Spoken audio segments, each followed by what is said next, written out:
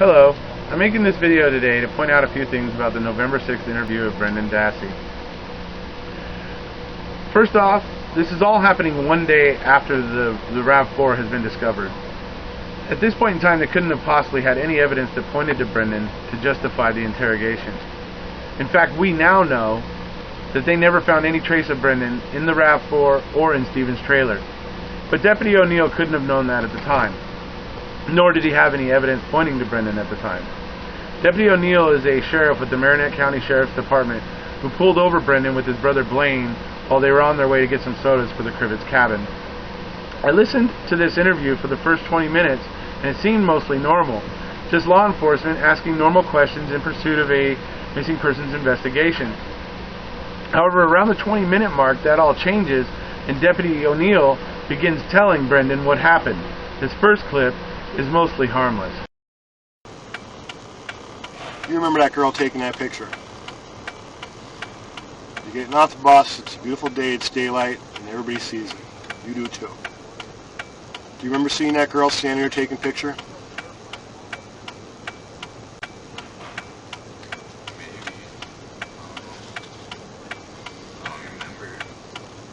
Brendan, come on.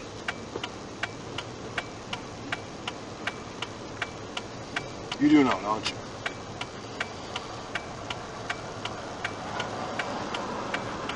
Brendan. Now that's no big deal. I think we can all agree that Teresa was there, whether you believe she left or not. But what this does show is that the deputy is beginning to tell Brendan what to say. And then 30 seconds later, he says this. It's either yes or no. I mean, I'm not putting nothing in your mind. You tell me if you remember that girl standing there taking a picture. Okay, well that's good, right? At this point, O'Neill becomes very aggressive and begins asking Brendan about when he got off the bus. O'Neill then asks Brendan if he saw Teresa, to which Brendan responds yes, he saw her taking pictures of a van. What happened to that girl? She didn't leave. What happened to that girl? Well, she stayed there 5 minutes, then she left. No, that's what you're being told to say. Brendan. What happened to that girl? I don't know nothing. That's all I know. Brendan. What happened to the girl, Brendan? Do you think he did it? Well, I don't What know. happened to the girl? I don't know. That's all I know. So you get off the bus, you walk down the driveway. She's still there, right? You see her, don't you? Yeah. Who else is out with you? When I listen to that, and I hear Brendan ask, do you guys think he did it? It's because Brendan's beginning to realize that their questions are suggesting that he knows his Uncle Stephen did something to Teresa. I believe upon realizing this, he asks the question out of sheer shock. 40 seconds later, O'Neill asks Brendan about the question. Question, Brendan. You think he did it? No, you just asked me that question. Why would you ask me that? Did what? They raped her. Whatever. That he raped her? Did she go into his house, Brendan? Maybe it's because a traffic stop turned into an interrogation, and 25 minutes in, Brendan just feels like he's being attacked. He's scared and confused, and he really doesn't believe his Uncle Stephen was involved.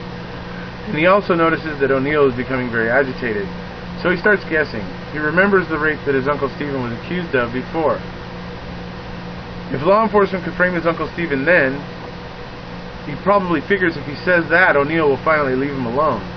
It's pretty clear in the way that Brendan phrases all of his responses as a question that he's grasping at straws and hoping that O'Neill will leave him alone. A bit later, Brendan says that Teresa left the property, and this is O'Neill's response. Concerned. Did something happen that shouldn't have happened?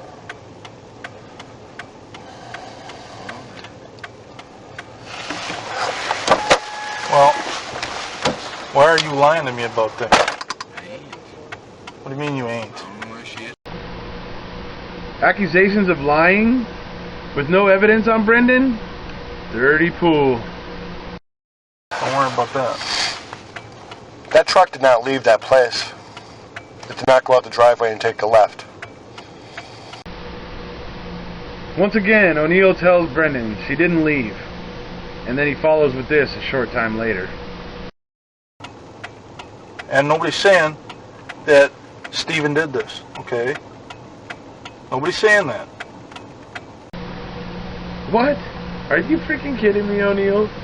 You've said you've constantly been asking whether or not she went inside Stephen's trailer, and you've said several times that she never left there. 2 + 2 = 4, Chief. Is that girl alive, Brian? I hope she is. Is she? I don't know.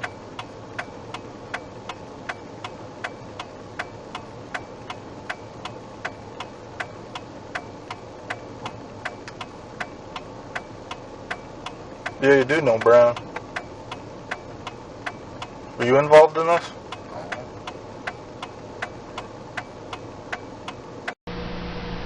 It's just constantly badgering, or calling him a liar, or just completely dismissing his words. But Brendan still has sympathy for his Uncle Stephen. How do you know I felt when Stephen went to jail? I felt bad for him.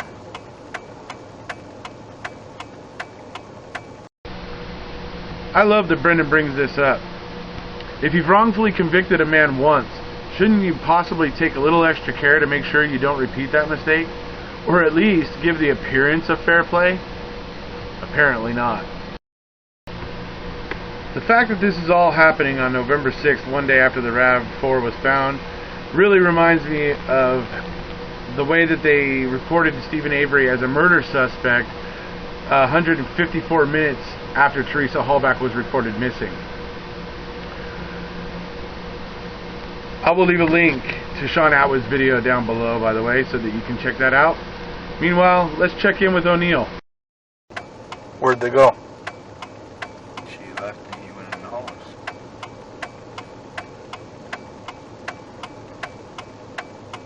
She didn't leave. Brandon, she didn't leave. This is Brendan's Psych Eval. This first excerpt it points out the factors used to determine suggestibility in a subject. It also points out that adolescent minds are significantly more suggestible than adults. Oh, and these each one of these screenshots will be left up for 25 seconds, just so you know. But if you don't feel like 25 seconds is enough, feel free to hit pause.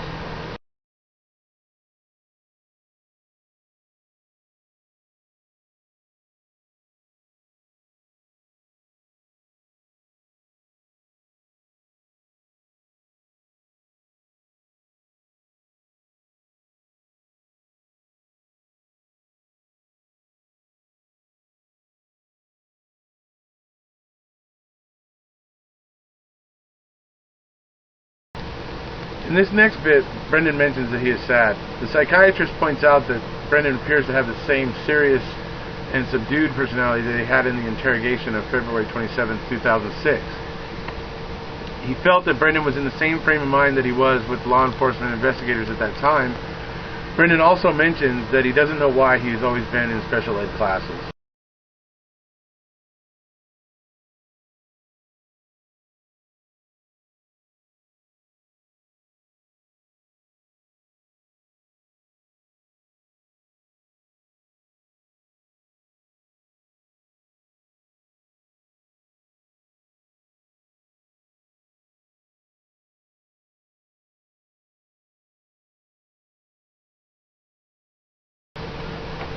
This next shot mentions the breakup with his girlfriend.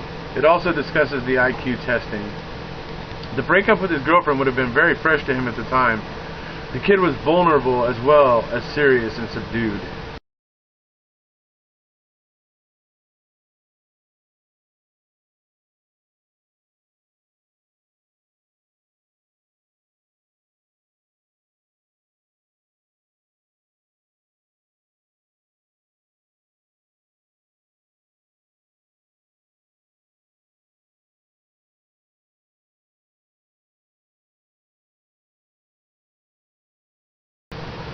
Brendan was a shy, socially awkward youngster.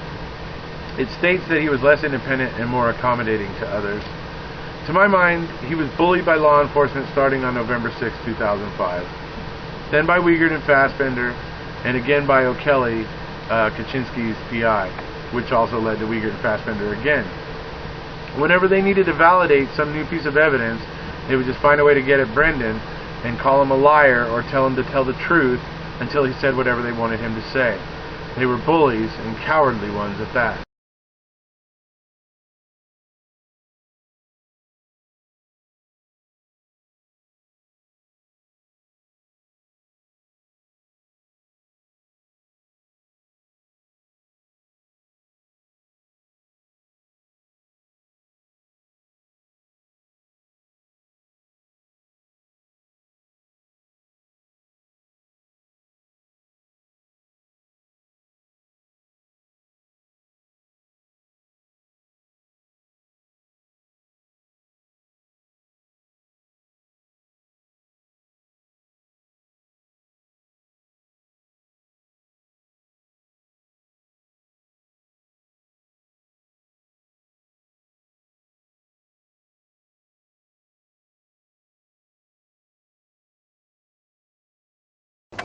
Where'd they go? She left and he went in the house.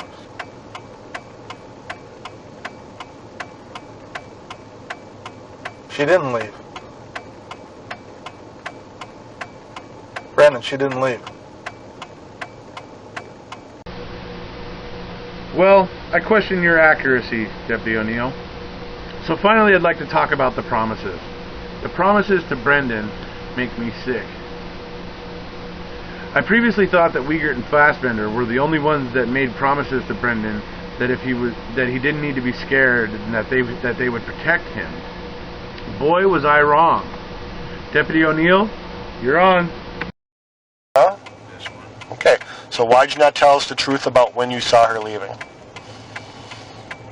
was scared. Okay, let's get beyond being scared. Let's get beyond the idea of you getting in trouble and going to jail, because it's not going to happen, okay?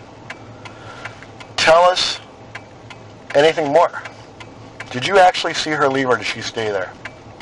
I actually seen him leave. Okay, now some of you may be thinking, didn't Kayla tell her counselor that she was worried about Brendan? Well, yes, she did. But the fact is that Wiegert testified in court that they did not receive that information until after Brendan was arrested. So, kind of too late to explain why they might be interviewing him now on November 6th. So, anyways, in closing, I'd just like to say I hope that Brendan gets justice sooner rather than later, and Godspeed to Zellner Law and all of her scientists.